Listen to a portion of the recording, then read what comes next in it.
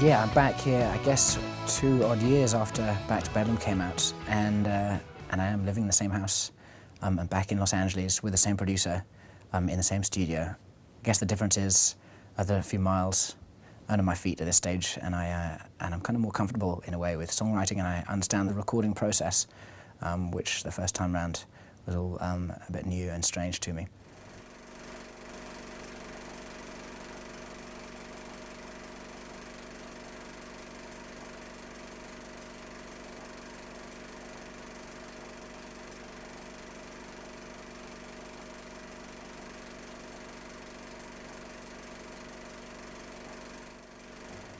Yeah, absolutely. I was totally ready to get back in the studio. I've toured Back to Bedlam for 2 years. You know, Back to Bedlam's only 10 songs. To tour for 2 years on 10 songs is a long time. So also I'd taken time off at home, written some more songs, and had a decent space of time to really understand those songs as they were, and then present them to my band and say, look, this is how we're going to do it.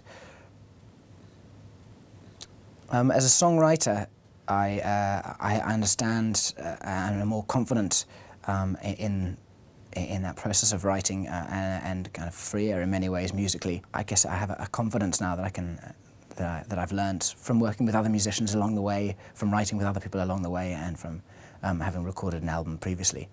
And also I have the great bonus now of I've toured the band for a good period of time, and those guys are amazing musicians, and you can't help but pick up things from them. So I've developed as a player, as a performer, as a musician myself. So that kind of period of time of doing music day in and day out has been a great benefit, and just again it's kind of released me for this album.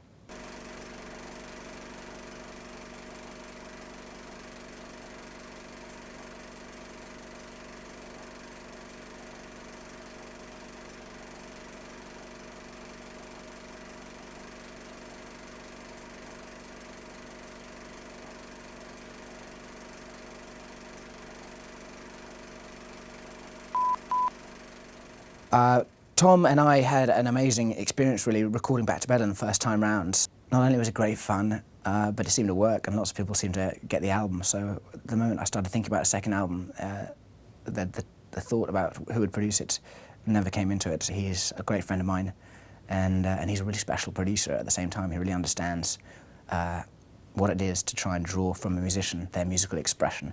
He doesn't try and force himself onto the album, he really just tries to capture the artist. And he came and saw me on the road, came and joined in, and he came out doing the writing process, came and hang out there. So he really was part of the whole thing. Although it has my name at the top, it's very much my band, myself and Tom Rothrock who have constructed this and captured the moment.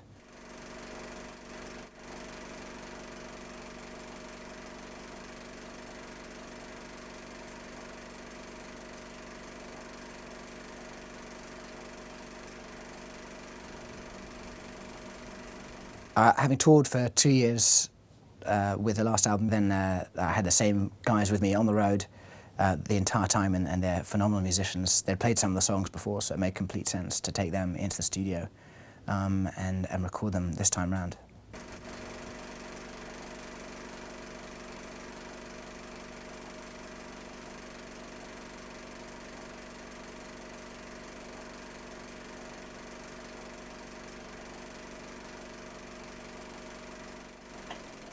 During the recording process, I have, of course, listened to this album probably more than anyone ever will, again and again on a minute-by-minute basis every single day, and I'm still excited by it, so it's doing okay.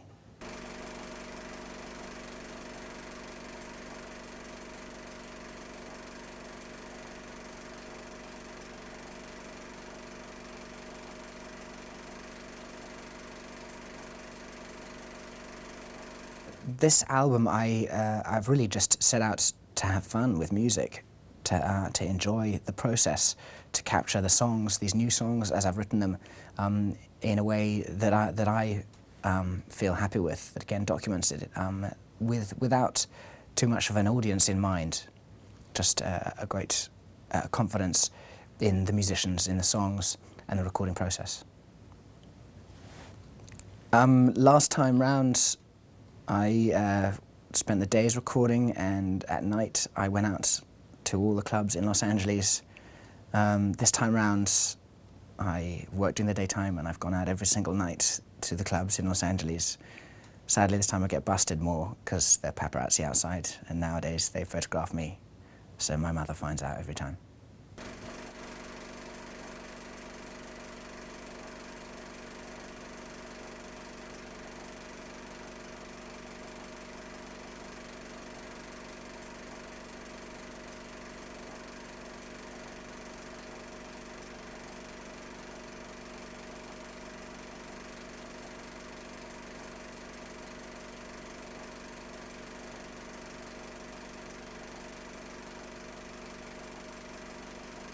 I guess when I was doing my first album, the reason I wanted it to sell a little bit in the first place was that hopefully then my record company would have a little bit of confidence in me and give me a bit of cash to come back in a studio and record a second album. And I think Tom at the time said, maybe if you sold 100,000 albums, that would be that moment that maybe they'd just squeeze you into a studio then. And I thought 100,000 seemed a lot of people to go out and buy an album. But at some point we definitely passed that number. And I guess, yeah, then when we hit a few more than that, then I kind of felt pretty confident that I'm going to be allowed to carry on my job as a musician in a comfortable way, and find myself in a smart studio like this.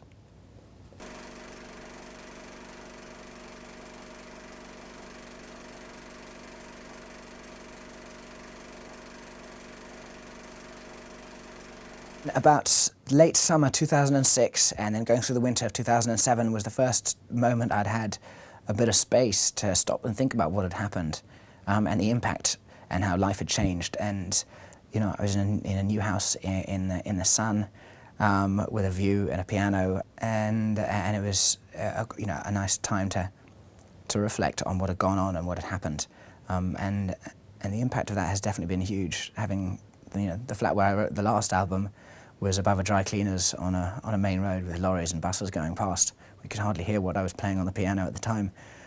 So the silence for a start was a good moment.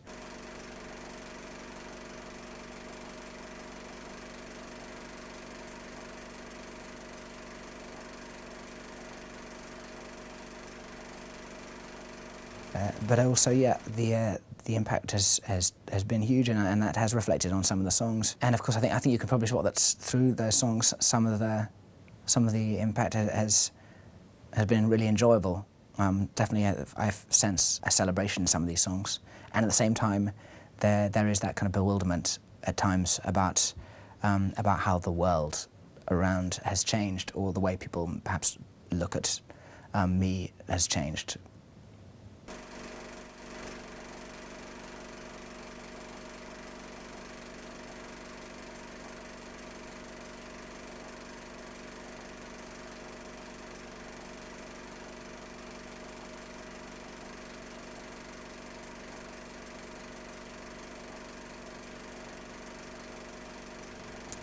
I wrote 1973 with a guy called Mark Batson, who is a really great guy. We wrote in New York at Jimi Hendrix's old studio. And Mark Batson comes from a really different kind of background musically, and he writes with Dre. He lives out here in Los Angeles. But we got together and messed around on a musical level, and I had some ideas about something that was more up-tempo, and I've been living out in a Spanish island where there's lots of dance music in the first place, so I was feeling that kind of vibe. And then lyrically, it's a kind of nostalgic moment about that great celebration of shared times, nights out on the town. And 1973, I wasn't even alive then. Don't know why, it just must have rhymed with something. I would call you up every Saturday night, and we'd both stay out till the morning light, and we sang, here we go again. And though time goes by, I will always be in a club with you in 1973, singing, here we go again. I would call you up every Saturday night, and we'd both stay out till the morning light, and we sang, here we go again. And though time goes by, I will always be in a club with you in 1973, singing, here we go again. And though time goes by, I will always be in a club with you in 1973.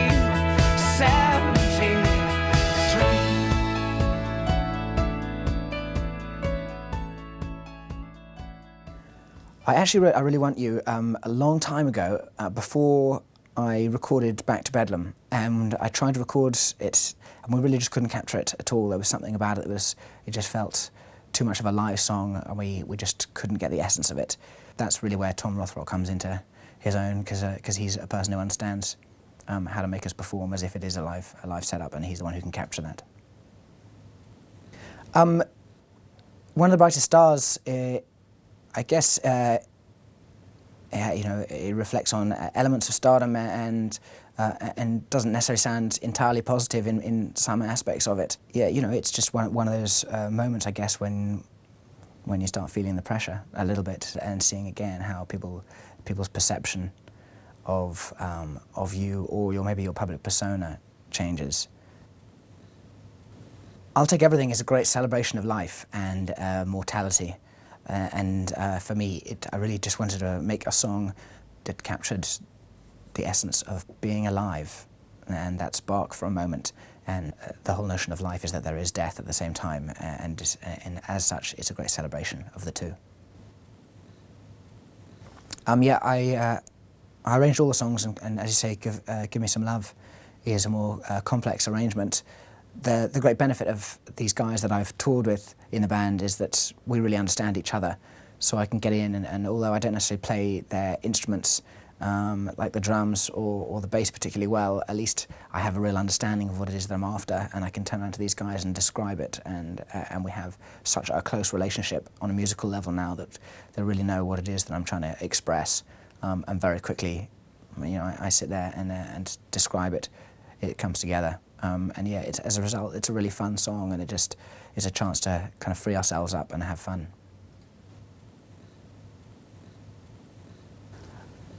Max Martin called me up and said he had a song idea and that I needed to fly out and see him immediately, which is a pretty good description of how Max Martin is. In the first place, he's marginally psychotic, but great fun and very special. And so I said, okay, I'll come on out. And so I flew to see him in Sweden, and he sat me down and he sang me, I think, 4 lines of melody and a couple of lyrical ideas. Yeah, at the time I was kind of a bit shocked that I'd flown out for these 4 lines, but very quickly I could see exactly what he was on about. Melodically I could see he was really onto something very special, and also his enthusiasm and his passion for what he does is a great inspiration in itself, and it was a really good experience working with him. I've had a few songwriting experiences, but many of them have been with my regular mates, a guy called Jimmy Hogarth, who's worked on this album with me again, and a guy called Sasha Scarbeck. So to go in and work with someone else who I think just calls people who aren't necessarily friends in, but calls other musicians such as myself in to come and work was a really new experience, and one I was very grateful for. And the result is a really solid and strong song that really captures an essence in a moment. Same Mistake I wrote whilst on the road, and I can't remember exactly when. It was pretty early on, actually. So we've been able to road test that for a long time now, and we knew it went down really well. So well, in fact, that we thought we'd probably stop playing it for a while, just so we didn't bore ourselves by overplaying it, and so that hopefully as well other people didn't hear it too much. So that when we released it on this album, it would be new and fresh to us all. And again, having toured it, we were a bit nervous as to whether we'd be able to capture it in the studio, but I think we've done it, and it's a really exciting song. The thing about having a road-tested song is, although it's worked on the roads, the sad thing or the nervous moment about that is you're wondering if you'll capture the spirit of the live performance in the studio, and it's always something a nervous moment because you don't quite know whether it'll just have to fall along the wayside. Or just stay as a live song. I had a huge benefit of road testing about 5 tracks while we toured that weren't on the first album, that were possibilities to go on the second album. And yeah, that was a great moment really to have songs and really know that they were working and feel confidence that with this band we can get in the studio and whack them down on tape.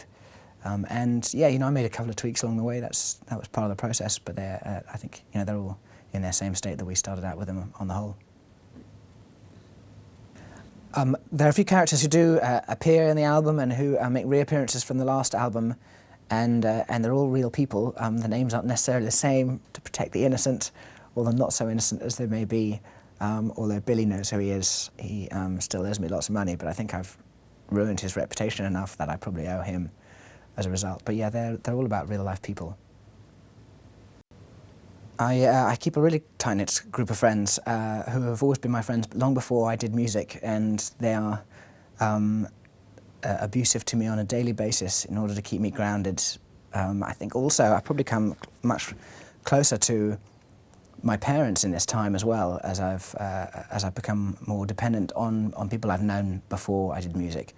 And so yeah, within my whole family and my friends, the experience has definitely been to rely on them more, and as a result has brought me closer to them. Over the last 2 years, I've had the most incredible time. I put out an album which I really loved. People really got into it in an amazing way that I never expected at all. And as a result, I went on tour with a bunch of musicians who have become very close family.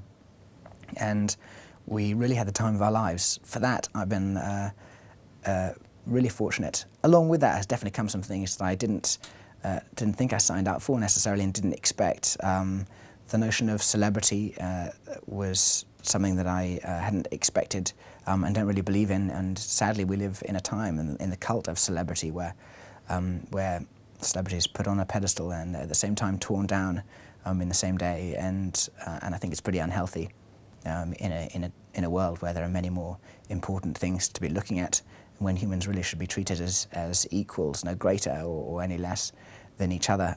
So yeah, definitely press attention, media attention into things that were irrelevant to music. Those things I think are destructive. But aside from those, yeah, I've toured the world and I've met some incredible people along the way and had a fantastic time on the basis of doing music. So for the job as a musician, I'm really grateful.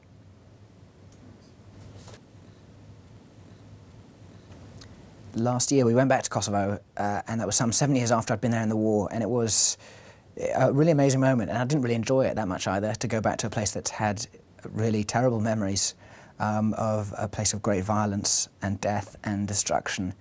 But I was with a good team who in a very short space of time, 2 days, really captured that experience. And then I had my own video footage from when I was there in 1999.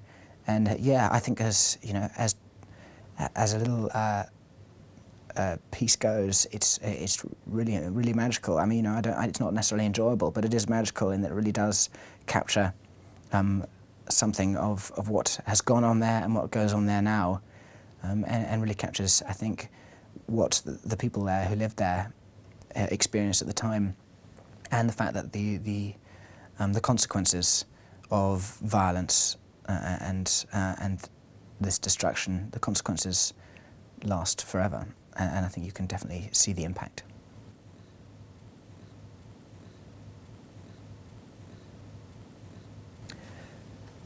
Through our touring process, I started showing and screening the preview to a film called An Inconvenient Truth, which is Al Gore's movie about climate change and global warming. So then, when he was setting up the Live Earth concerts around the world, and the one in the UK is at Wembley Stadium, his team got in touch with us and said that they'd seen we'd been interested in and would we be involved in that, and for us it made complete sense. And having toured the world myself and seen how much humans have scarred this incredible planet, and then to see the facts and the figures of the effects of that scarring is shocking, really. You know, it's a moment and a time where we really need to galvanise people and point out what's going on around us, and the priorities are on a massive global level that we all need to take action and responsibility for immediately. So yeah, to have that phone call and be asked to do that made great sense, and it was nothing to do with the time with my album. In fact, it's probably too early for that, but yeah, of course, we'd definitely want to be involved.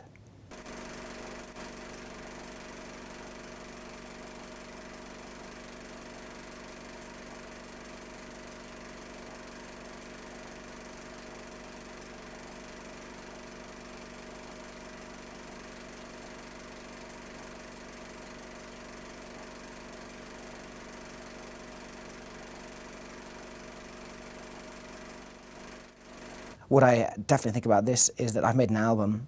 It's not individual songs, it really is a body of work, a collection of work. I know iTunes sells songs just individually, which I think is a pity in a way, because it would be like selling just one chapter of a book. You really need to read the whole book. But I think it's still out there, and it's a great way of making music readily accessible. The digital world and online world is a massive feature in the music industry at the moment, and how music is made accessible to people.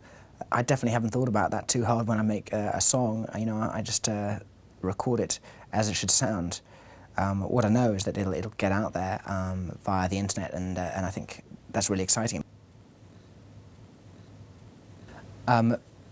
I have pretty current fans on a regular basis who are all over my website, and I have my best mate, whose name is Billy, who runs that, and there's no middlemen in between me and my friends who deal with that, who connect directly with the people who are my supporters musically, and so there's a great dialogue between him and them, and I say he's very close to me, so that's our way of cutting out a kind of a cooperation in between the two of us.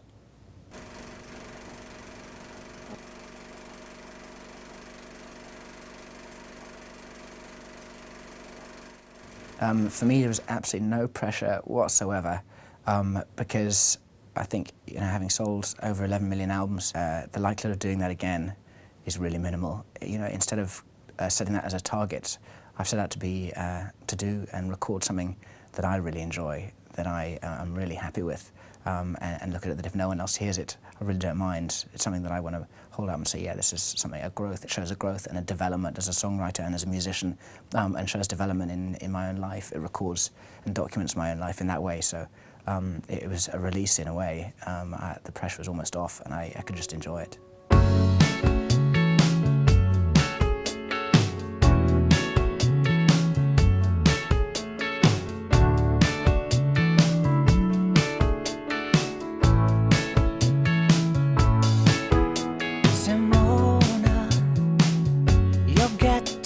Older, your journey's been etched on your skin.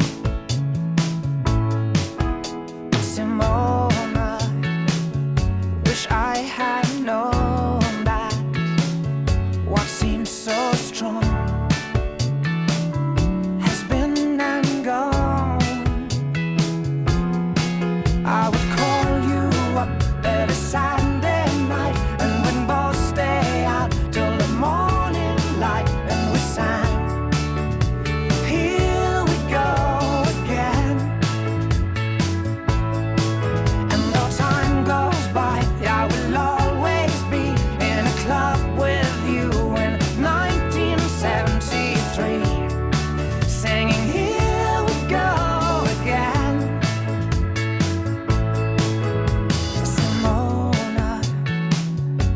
I was sober, so I could see clearly now. The rain has gone. Simona, I guess it's over. My memory plays out to the same old song. I would call you up every Saturday night, and we'd both stay out till the morning light, and we sang, here we go again. And though time goes by, I will always be in a club with you in 1973, singing, here we go again.